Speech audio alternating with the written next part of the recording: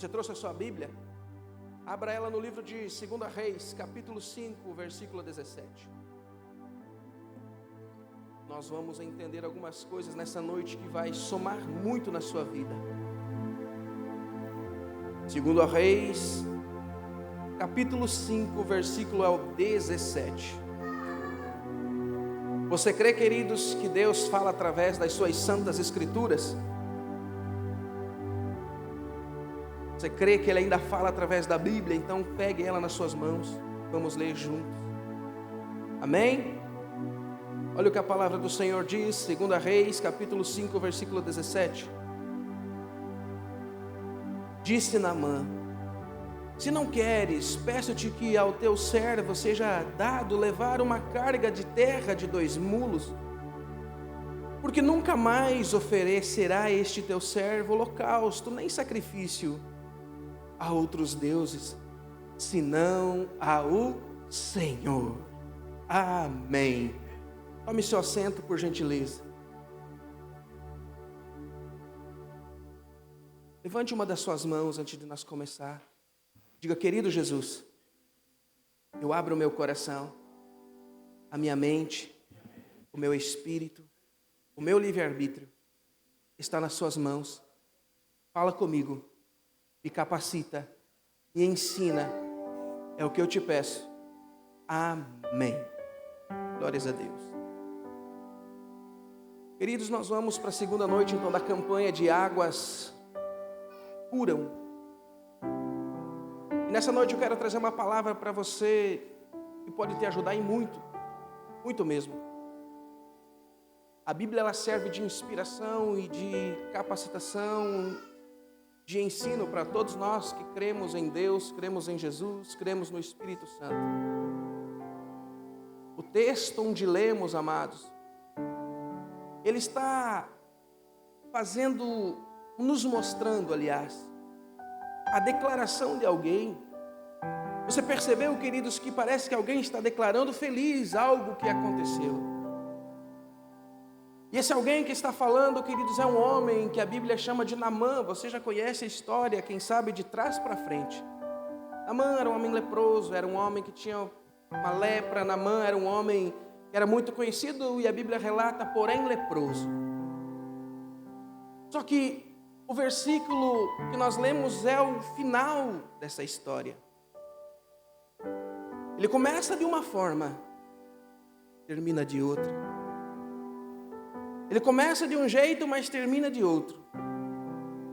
Já quero começar a dizer que assim vai ser sua vida. Talvez começou de um jeito o dia, mas vai terminar de outro nessa noite. No nome do Senhor Jesus. A Bíblia diz, queridos, que esse homem chamado Naamã era um general da Síria, muito conhecido, poderoso, medalhas, títulos, respeitado no seu país, porém leproso. Só que o texto que nós dizemos não está com a cara de um homem leproso e muito menos doente. Nós vemos a declaração, queridos, de um homem que estava condenado por um problema físico. Um homem que estava condenado, queridos, fisicamente, socialmente e espiritualmente. Uma coisa, só uma coisa, desencadeou várias coisas. Fisicamente, imagina uma pessoa com lepra, dor, limitação, dificuldades, sofrimento. Mas era uma enfermidade que traz desconforto, corpo em febre. Fisicamente, então, era um homem doente. Porque talvez Naamã escondia essa lepra embaixo da sua farda, suas roupas. Agora, socialmente, pastor, por que o senhor falou isso? O que isso tem a ver com a lepra? Nessa época, queridos, quem tinha uma lepra era excluído. Quem tinha uma doença como lepra era excluído do meio onde vivia. Não poderia ficar aonde tinha fluxo de pessoas. Tinha que ser retirado. E nós percebemos agora um homem influente, um homem que tinha muito conhecimento, um homem muito conhecido, muito influente, mas a qualquer momento poderia ser excluído daquele lugar. Precisava esconder aquilo de qualquer maneira. Mas não sei até quando. Até um ponto dava de esconder. Até um ponto a veste, a farda, esconder aquilo. Mas ia chegar um tempo que não ia mais conseguir esconder, ia vir à tona. E aquilo ia causar uma exclusão na sociedade. Então ele precisava lutar enquanto ele podia, para que ninguém visse que estava dentro dele, embaixo das roupas, embaixo das vestes dele. Por fora um general, por fora um grande homem, influente, mas ninguém sabia o que ele tinha. Ninguém sabia que ele era doente por dentro, ninguém sabia que a qualquer momento o que ele estava vivendo poderia afastar ele do meio onde ele sempre esteve. Então na sociedade, querido, socialmente, esse homem estava também correndo um risco. Uma coisa começa a desencadear várias coisas. Agora eu falei também que desencadeava na vida desse homem algo espiritual. 3 áreas já aqui. Porque a lepra não tinha cura. Não tem cura, então uma maldição. Uma maldição sobre a vida daquele homem. Poderia ter tantos. Por que foi justo naquela família que era mais influente? Por que era naquele homem que era exemplo para os outros? Por que aquela maldição agora tinha se instalado lá? E ninguém conseguia tirar. A mente dele era ciente disso. A mente dele sabia que ele estava doente, que aquilo a qualquer momento ia explodir aonde ele convivia, e não tinha cura. Tinha que aceitar a morte, pronto. Só que nós vamos entender algumas coisas. Esse, querido, é o homem que dá uma declaração muito linda. O versículo 17 que lemos. Mas por que, pastor, será que todo esse problema ele declarou aquela frase do versículo 17? O que aconteceu? A Bíblia diz, queridos, que esse homem ele é curado um dia por Deus, no tempo da vida dele. E ele faz uma declaração muito importante, inspiradora. Ele morava num país chamado Síria. Ele foi curado nas terras de Israel. Ele vivia num povo, mas foi curado em outro povo. Ele vivia sobre uma cultura, mas ele foi numa outra cultura que ele foi curado. A declaração que ele faz é: olha, já que vocês não aceitam que eu pague, cultura era, tem que pagar. Eu quero um milagre, eu preciso me sacrificar, viajar, apoiar joelhos no chão, eu preciso fazer alguma coisa. De repente ele dá de cara com o homem de Deus e não precisa pagar. Ele, já que não precisa pagar, então permita que eu pegue um pouco de terra, esse lugar aqui, leve lá para o meu lugar, porque lá eu quero levantar um altar para o Deus de Israel. Mas o que aconteceu, pastor? Esse homem, num certo ponto da vida dele, diante dessas condenações que estavam sobre ele, ele mergulha, queridos, num lugar aonde Deus tinha colocado a mão. Ele mergulha num lugar onde Deus tinha autorizado, queridos, aquele lugar transformar vidas, transformar pessoas. E aquilo que era impossível para Naamã, para Deus não era. Aquilo, queridos, que seria exclusão para Naamã, virou um testemunho lá no país dele. Aquilo que era dor, aquilo que era sofrimento, aquilo que era limitação, agora serve de inspiração, é alegria, é paz, é amor na vida desse homem. Eu quero declarar também isso sobre a sua vida. Talvez você entrou aqui com coisas que você diz: isso é impossível. Talvez para você, mas para o Deus que eu e você servimos não existe impossível. Coisas que parecem não estar no teu alcance, está no alcance do nosso Deus. Coisas que você não consegue, o nosso Deus consegue. Coisas que não dá para nós, dá para o nosso Deus. E quero ir mais além. Coisas que parecem você ser o fim na sua vida. Vai já construindo dentro de você um testemunho para você contar o que Deus pode fazer. Coisas que estão te trazendo dor, sofrimento e limitação. Deus pode reverter tudo isso. Ele pode. Ele pode. Agora eu quero que você reflita o que eu vou te fazer uma pergunta. Fale para você mesmo. Como que você chegou aqui? Como você está de saúde? Saúde física? Como você está com a tua saúde? Pastor, estou debilitado. Pastor, o médico falou que ia ter que tomar remédio aí para sempre. Pastor, eu fui diagnosticada aí num tratamento e parece que não tem fim, a remédio é pesado. Pastor, até para dormir eu necessito de remédio. Pastor, eu preciso hoje em dia tratamento para tudo, estou tão fraca, tão fraco, fisicamente. Como que você está? Como está a sua casa? Como que está a sua casa agora na área da saúde? Vamos partir por áreas. Como está a sua casa? Ou você que está aqui? Saúde. Pastor, as coisas não andam bem. Pastor, eu estou bem. Cada um, queridos, tem uma vida. É você que sabe dizer, eu estou bem, eu não estou bem. Como você está agora, queridos? Como você é visto? Como você está na sociedade? Onde todo mundo olha para você e vê você como um crente. Como um cristão que vai na igreja. Que pega a Bíblia 2 vezes por semana ou 3 e vai para a igreja. E todo mundo olha para você e diz assim, nossa, que exemplo. Nossa, como eu queria estar como aquele homem, como aquela família. Mas talvez ninguém saiba o que está escondido embaixo dessas vestes. Talvez ninguém saiba o que está escondido embaixo dessa armadura, do uniforme, talvez da equipe. Só você. E talvez você tenha até um medo, se descobrirem. Perco tudo, sou excluso. Coisas ocultas, queridos. Quem sabe até o teu casamento não está bem. Como está? Talvez uma separação, se acontecesse agora, te trazeria problemas onde você está.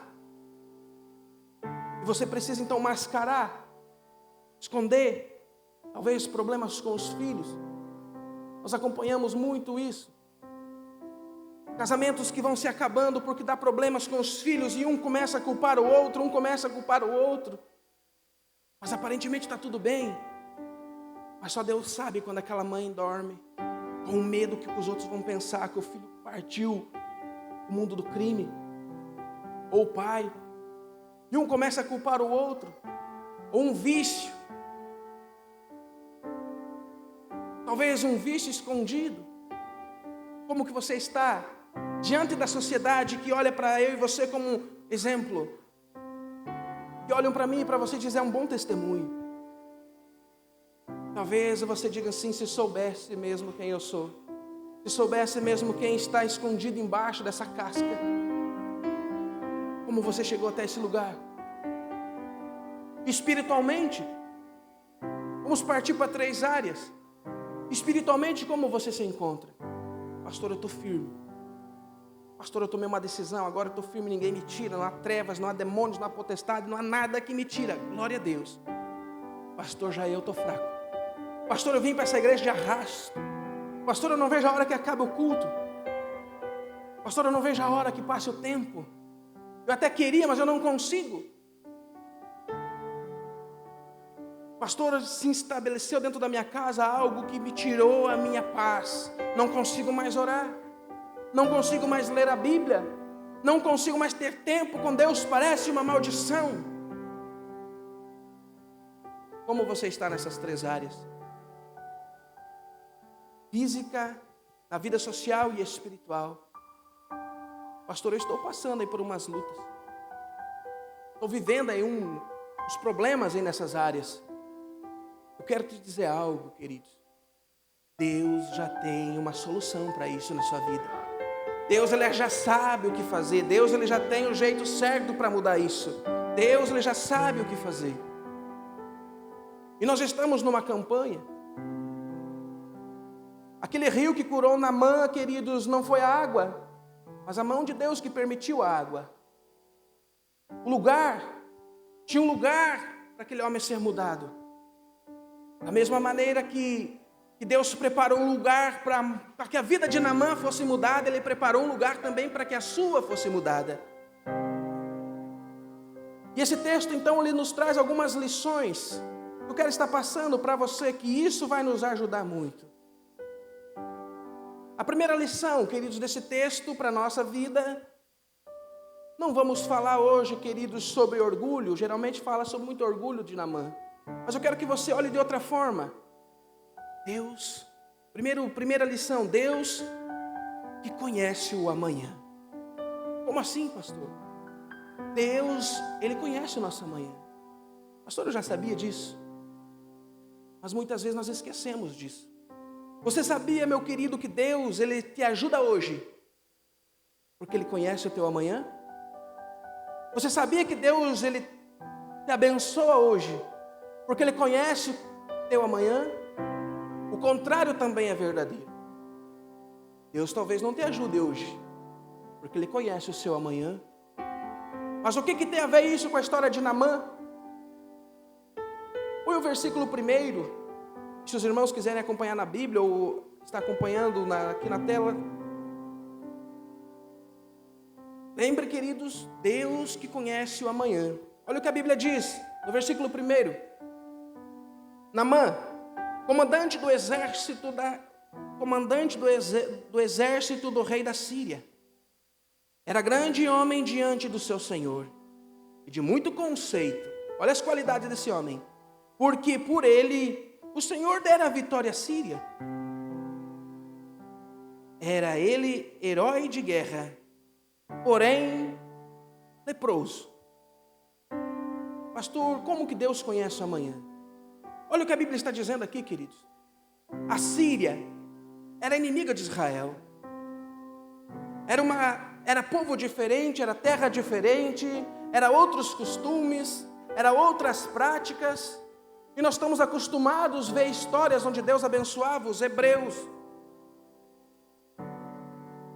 Mas agora aqui está falando que o Senhor permitiu que um homem sírio vencesse uma guerra.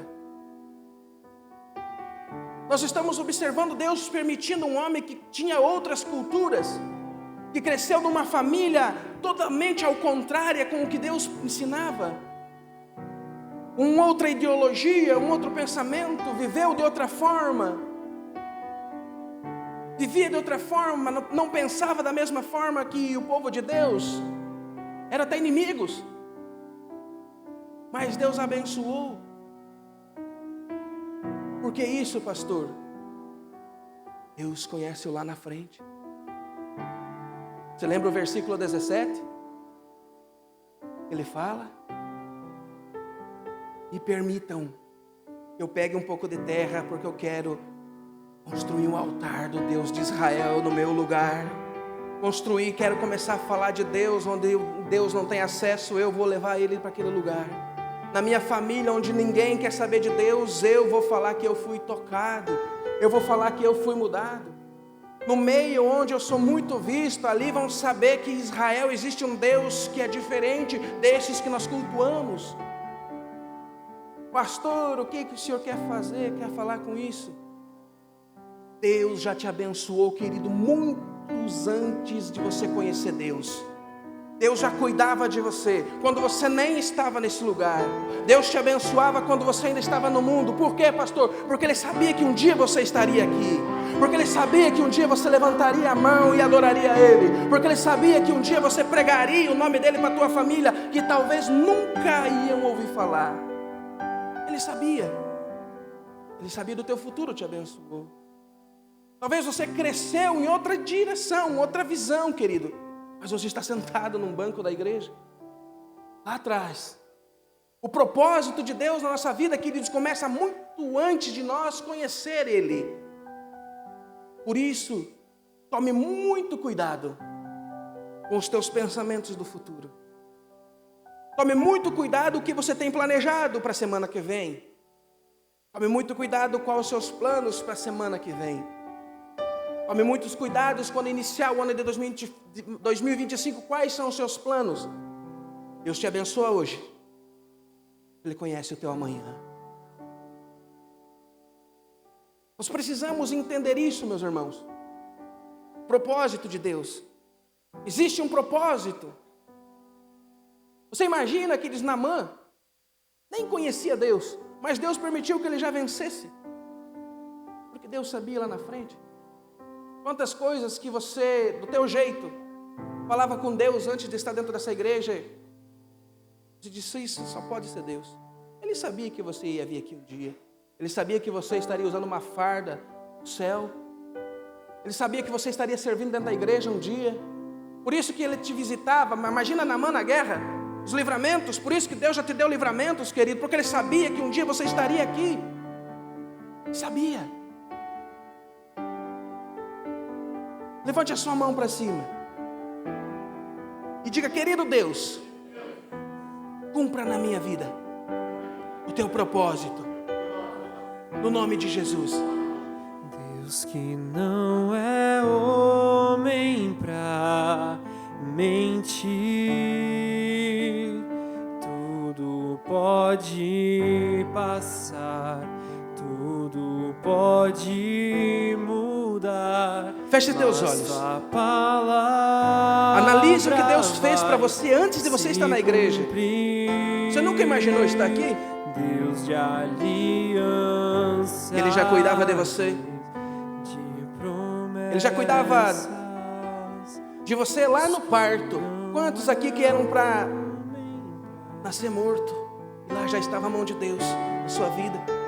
Quantos aqui que Ele tirou debaixo de uma ferragem de um carro, do leito de um hospital, da ponta de uma arma, das garras do vício? Quantos? E você nem conhecia Ele, mas Ele já conhecia você. Ele já cuidava de você, porque Ele via lá na frente você sentado aqui, via lá na frente você pregando o nome dEle, falando, Deus mudou a minha vida, vai mudar a sua. Ele já via tudo isso, é por isso que Ele está contigo. Cuide do seu pensamento, o que você tem desejado futuramente, porque pode também cessar tudo isso. Esta é a primeira lição. Deus conhece o nosso amanhã, precisamos pensar o que queremos. A segunda lição: a ajuda de Deus, ela sempre está ao nosso redor. Pode ter a maior batalha, a maior luta, o mais distante de Deus que você imaginar. A mão de Deus está ali. Imagina Naamã, não conhecia Deus. Agora se levanta, queridos, essa desgraça na vida dele, dessa lepra. E essa lepra, nós vimos no início, na introdução da mensagem, que ela desencadeia então um monte de coisa. Imagine a cabeça desse homem. Talvez ele estava até bem, aparentava bem, mas só ele sabia como estavam seus pensamentos. Só ele sabia como a sua cabeça estava agitada. O medo, a insegurança. E ele olhava para ele e dizia, do que vale agora ter as medalhas? Do que vale agora ter formatura? Do que vale agora ter tantas coisas, se não servir para nada? Do que vale agora ter tanto dinheiro, ter tanto reconhecimento? Do que vale agora o rei me olhar e se orgulhar de eu ser um grande homem de guerra e não poder me ajudar? Do que adianta eu ser na sociedade alguma coisa influente, mas estou quase morrendo? Do que adianta ter tantas coisas nessa terra aqui e viver atribulado? E viver angustiado? Assim era esse homem. Não conhecia Deus. Mas a Bíblia diz, queridos, que a mão de Deus já estava naquele lugar. A mão do Senhor já estava perto dele e ele nem percebeu. Porque dentro da sua casa tinha uma menina que era lá do povo de Israel. Ponha para mim versículo 2, 3 e 4. Aonde está a mão de Deus, pastor? Esse homem tinha todas as coisas que um homem deseja na terra, a maioria das coisas, nada ajudava. Versículo 2 diz assim: saíram tropas da Síria e da terra de Israel e levaram cativa uma menina que ficou ao serviço da mulher de Naamã. E disse ela à sua senhora: tomara que o meu senhor estivesse diante do profeta que está em Samaria. Ele o restauraria da sua lepra. Então foi Naamã e disse ao seu senhor: assim e assim falou a jovem, que é da terra de Israel. Queridos, aqui eu vejo algo muito, mas muito importante, quando Deus começa a agir na nossa vida. Naamã, naquela angústia, na mente dele ele diz assim: olha, por mais que eu tente ser forte, por mais que eu tente me manter no meio das pessoas, por mais que eu tente viver socialmente, por mais que eu tente ser forte, uma hora vai explodir tudo isso. Eu sei que eu vou morrer. Uma hora, tudo isso vai vir por água abaixo. E o dinheiro não vai adiantar nada. Os títulos aí que eu conquistei não vai resolver nada. Não vai resolver nada. Ele sabia, queridos, que a morte o esperava. O fim, os relacionamentos que ele tinha, os negócios, tudo ia por água abaixo. Estava indo tudo para pior na vida daquele homem. Mas a mão de Deus estava lá, uma menina que fala de Deus. Aí, queridos, esse homem toma uma decisão que é a mais difícil. E quem sabe todos nós um dia tomamos. Se eu continuar assim, vai dar ruim.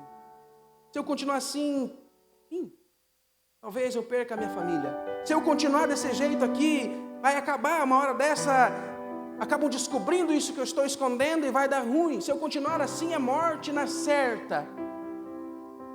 Só tem um caminho, é buscar a Deus.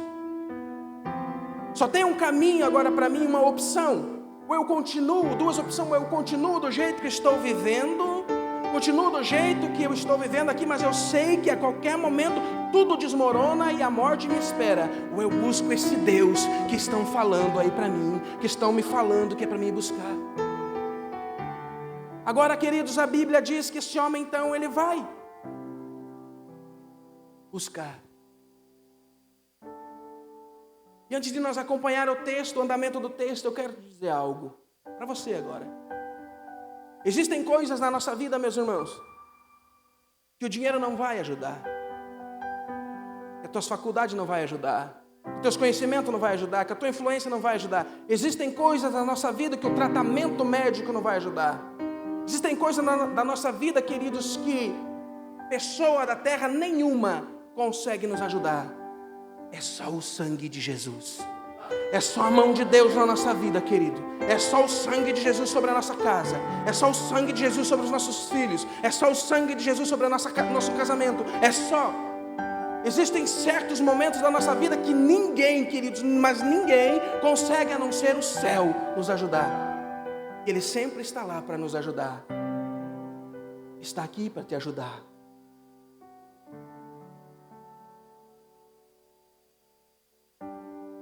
Agora levante a sua mão mais uma vez e diga: o sangue de Jesus tem poder sobre a minha vida, sobre a minha saúde, sobre a minha família, sobre a minha vida espiritual, sobre os meus filhos. O sangue de Jesus tem poder por completo em mim. A Bíblia diz que as palavras têm poder. Olha o que você acabou de declarar, queridos, no mundo espiritual. Eu creio e acredito, queridos, que só o fato de você dizer: o sangue de Jesus tem poder sobre a minha saúde, tem pessoas que já podem estar sendo curadas aqui por Ele. Porque há poder, querido, há poder. Palavras. Por isso que o maligno quer que nós só fale coisas ruins. Palavras têm poder.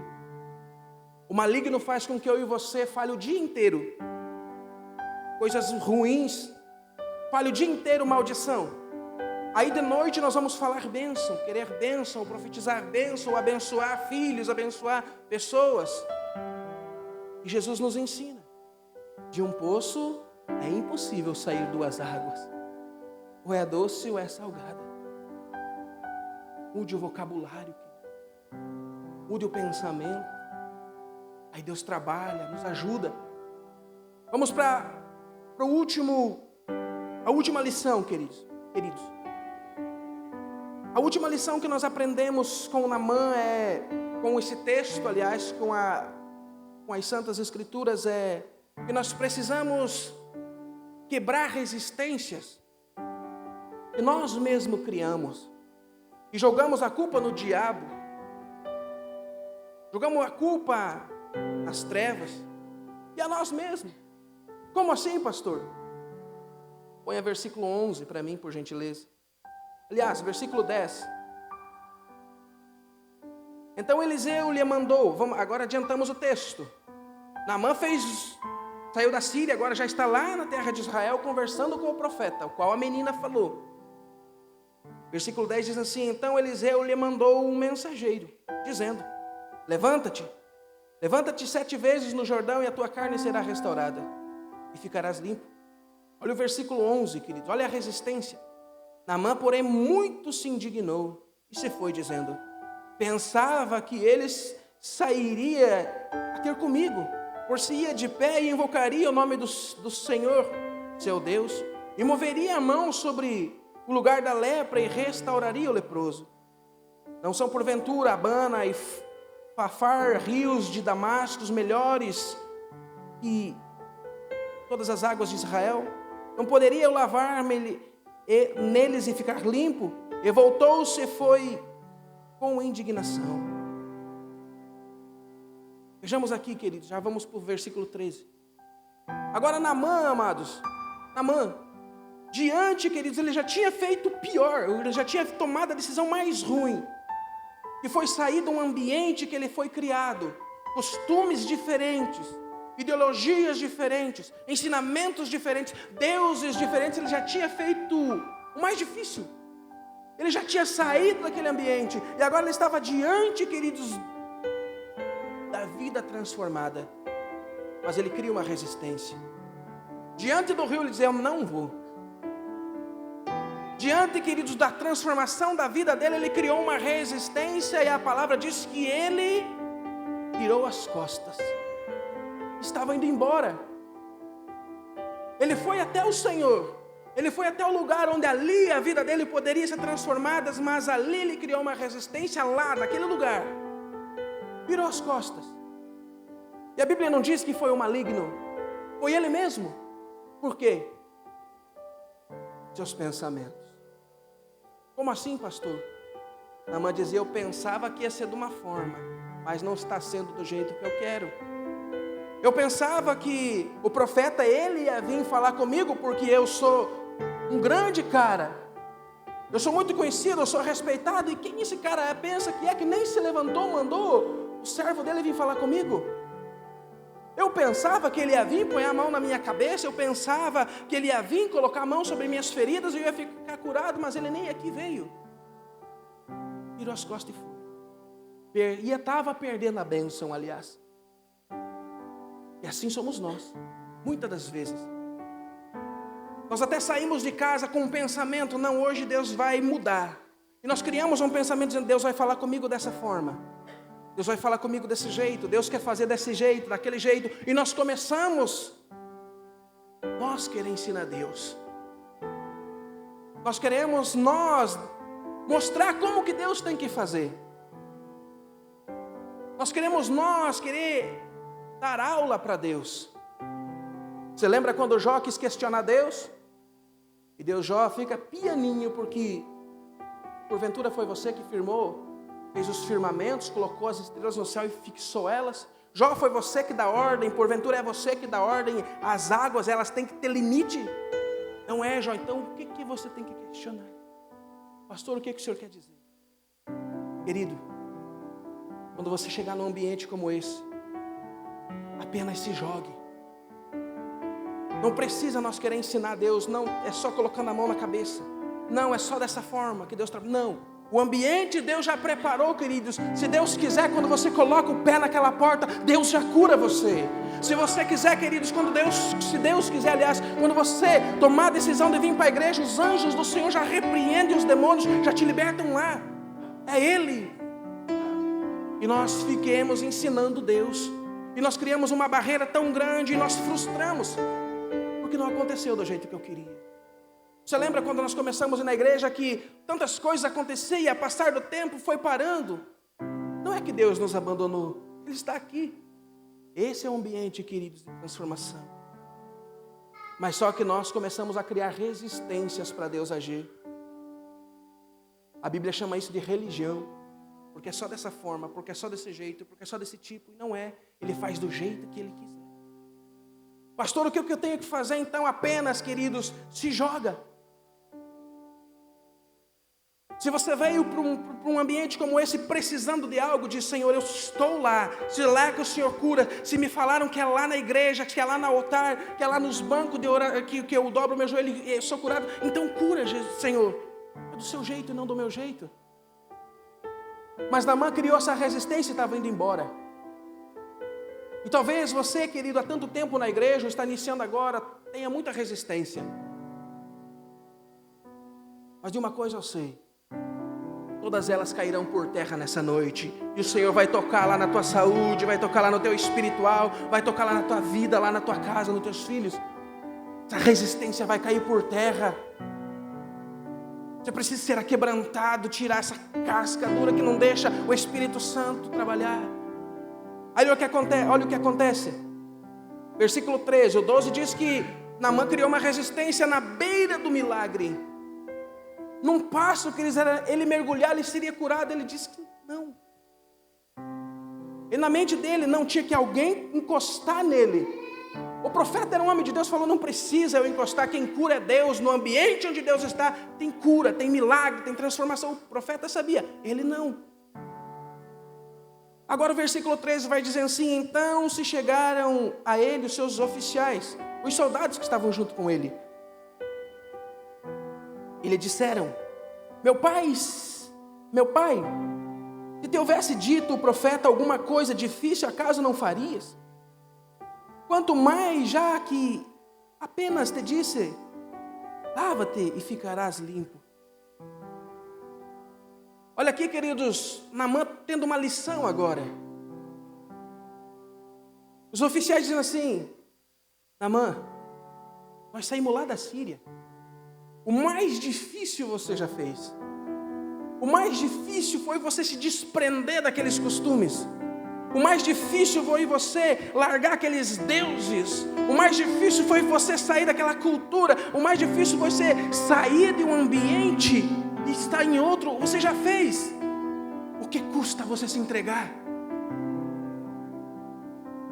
Eu quero vir te dizer também, querido, essa mesma palavra. Deus já te tirou do mundo.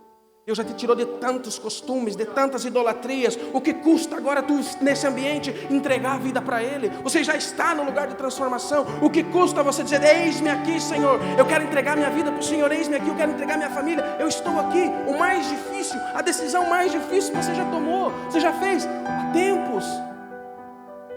A resistência agora é aqui dentro, mas o agir de Deus já está aqui. Agora o versículo 14, para nós encerrar. Então desceu e mergulhou no Jordão 7 vezes, consoante a palavra do homem de Deus, e a sua carne se tornou como a carne de uma criança, e ficou limpo. Quando Naamã quebra aquela resistência, querido, Deus já tinha preparado tudo para esperar ele lá atrás. Pastor, o que o senhor quer dizer isso? Eu já sabia lá, que há anos atrás, que talvez hoje a tua vida será transformada. E a partir dessa campanha aqui, queridos, é outra história. Ele já sabia. Pastor, o que eu tenho que fazer? Se joga.